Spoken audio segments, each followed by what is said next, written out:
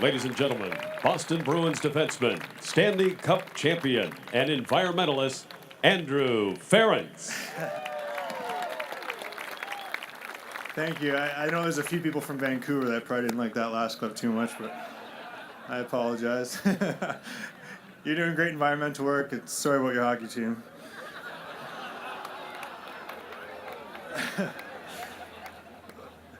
Well, first off, I just want to truly thank, the Green Sports Alliance for including me in this summit. It really is, it's an incredible collection of people. And over the last couple of days, you could just feel the buzz of activity and the excitement. There's real work being done here. And I might get to play hockey in front of, some great fans, but I just wanted all of you to know that, listening to you guys and sitting in on the forums, I'm a true fan of what you guys are all accomplishing. It's great work, and this growing coalition literally has the power to change the world. So thank you for including me. Now, yeah, it's been amazing. There really is truly nothing quite like sport. A lot of us here tonight, have lived inside the bubble of the sports world for most of our lives, and most of the time that means we're blind to the beautiful parts of our respective games. We're distracted by preparation and focus on just succeeding at our competitions.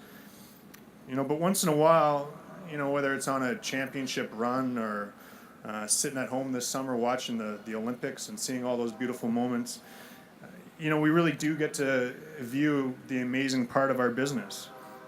It really shines through. There's no other thing on earth that can cut through race, social class, or politics, like sport can. It's the ultimate vehicle for teaching things like self-confidence and leadership, and I think most importantly for bringing people together. We've all seen it. The grown men that are hugging and crying and dancing after they've waited their lifetimes for a championship. And when they're doing that, this guy is not caring about whether that one's view on gay marriage is different than his or whatever hot button political issue there is. It's these moments that I'm reminded of how lucky we are to be the real flag bearers in our cities and our regions. And whether we like it or not, people are looking at us and at their teams and athletes for the inspiration, the hope, and also the leadership. I think that our reach into people's lives is unrivaled. You take a company like Google, and they'd do anything for our coverage. It's one of the most successful and powerful companies in the world, but last time I checked, they didn't have multiple radio stations in every single city across the country devoted to them 24 hours a day. It didn't have a section of every newspaper every day dedicated to it. And they have a great search engine, but most people are looking up how Arsenal's doing in the Premier League or their fantasy football stats. We have an audience that wants to know every single detail of our game plan, and they want to dissect every personality of those who wear their team's uniform. So we're institutions amongst our fans. We can dictate the moods and the emotions of millions just with a swing of momentum. I think people are drawn to us and to sport for many reasons, but I think one of the most significant is that people cheer for our actions and not our words. And I do get the irony of saying that in the middle of a speech, but you'll have to excuse me. People like when something's accomplished and not just planned. And with the reputation of being the people that can get things done no matter how hard the challenge is, I think it's fitting that we take on the leadership role in changing the way business is done. Like most people, and my eyes kind of glaze over when I hear a political speech about what someone wants to do or hopes to do. But when I hear and I see projects that exist because of bold leadership, like for instance at Pocono Raceway in Pennsylvania, they've eliminated their power bill by installing 40,000 solar panels. Or the Mariners here, who slashed their energy costs to a quarter of what some Major League Baseball teams spend, just through simple steps of reducing their energy use. When I see these kind of success stories, I really do get excited. And it's not just the tree hugger in me that gets excited. The capitalist part of my brain as well does. It knows the technology and the ideas are here and they exist for these projects to make serious financial sense as well. There's LED retrofits that are paying back in under 7 months. There's $100,000 per year savings in waste management just through compost and recycling programs, and 60% reduction in natural gas use. These are massive numbers, and these are examples that are happening. They're real, and they're saving teams money the moment they're implemented.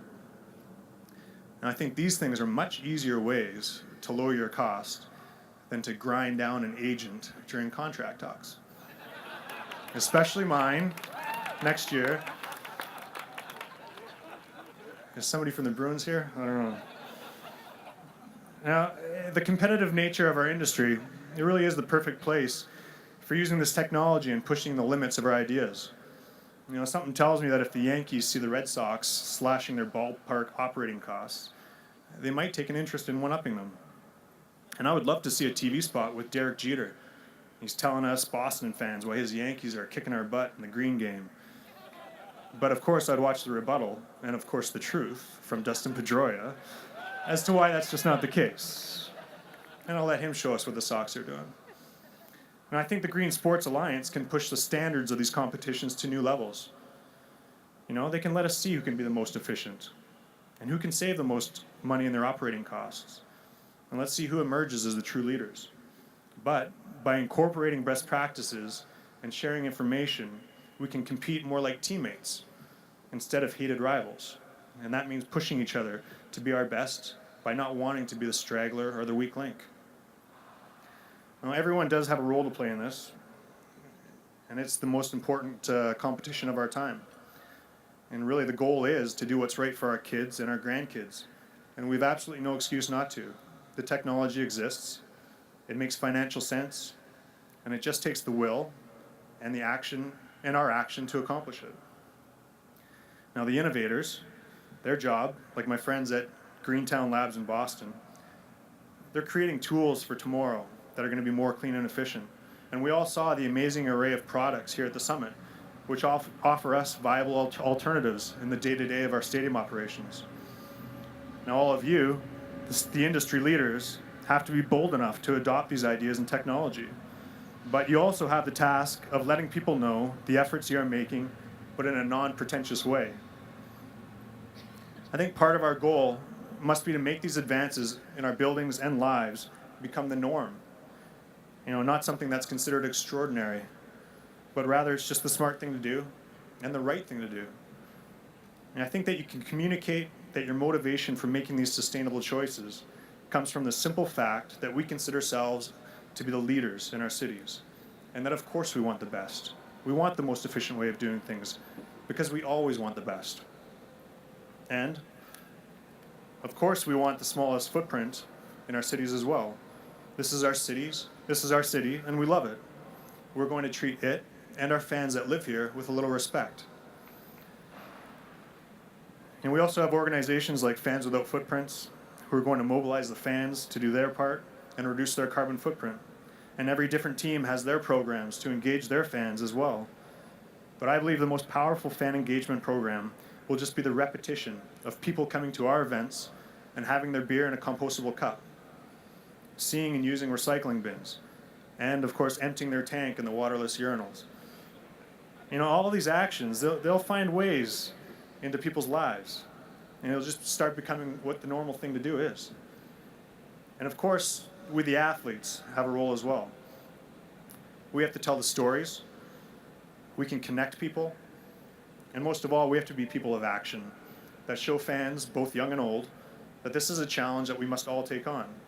It doesn't matter your politics, race, gender, we all have to be teammates on this one. So, use us. We're your most valuable asset to deliver your message. Not all of us are interested in the fast life. There are some great, thoughtful people playing on your own teams and in your own leagues. But you must have open communication with your athletes to discover their interests and to use their time efficiently. Make them proud and let them brag about what a great job you are doing to protect our future. My own experience in this green movement has both educated and amused me at different times. I don't really have a eureka moment when I all of a sudden decided to care about the earth. You know, the reporter that's writing the newspaper article, they always want that eureka moment. But the truth is, my parents just ran a household where we composted our kitchen scraps and yard waste, and the kids made money by collecting the bottles to take to the depot. I played outside a lot, and I actually listened in science class to the lessons on how our environments are connected. All I've done since is really just grown up and implemented things into my life that just make sense. That same reporter wants to know why I ride my bike to the rink. Well, why wouldn't I? It's a great way to wake up. I'm an athlete, and it makes me smile. You know, why do you eat organic, they ask. Well, if I'm trying to compete against the best athletes in the world, why wouldn't I eat the best food? I want to shop at my farmer's market because my food helps me be the best I can. It just got picked and it's full of nutrients. And it helps the soil, of course, and my local farms, and that's a bonus. I usually end up giving them a good soundbite at the end by summing it up with this.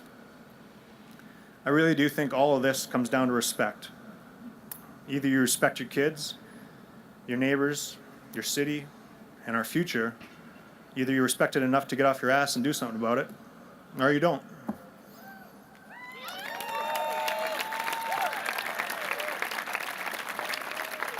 I've learned a lot. I've learned so much from scientists and experts in this field, and I have the ability to sit there for hours listening to all of you. But let's face it, most people really don't want to.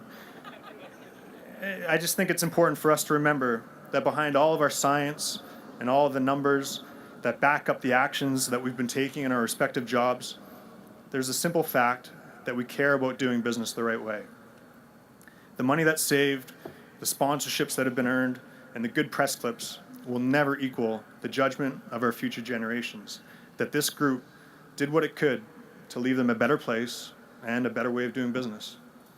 So thank you for doing it.